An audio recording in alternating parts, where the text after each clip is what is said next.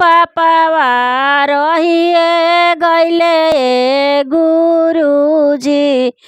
ई गंगावा नहैनी पापावा रहिए गैले गुरुजी मात पिता के कहलो ना कइलू नरकवे जैबुए बहिनी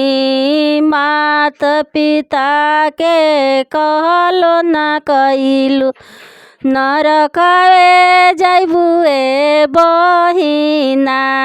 गंगावा नहैली पापावा रहिए गैले गुरुजी ई सास ससुर के सेवो ना कइली नरकवे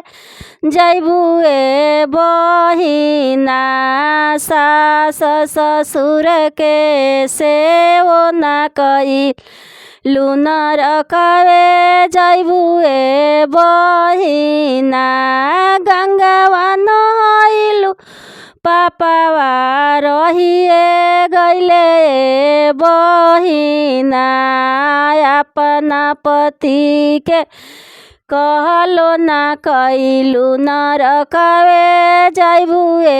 बहिना अपना पति के सेवो ना कइलू नरकवे जैबुए बहिना गंगावा नहैलू पापावा रहिए गैले बहिना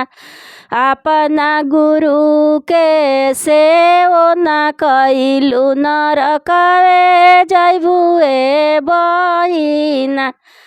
अपना गुरु के सेवो ना कइलू नर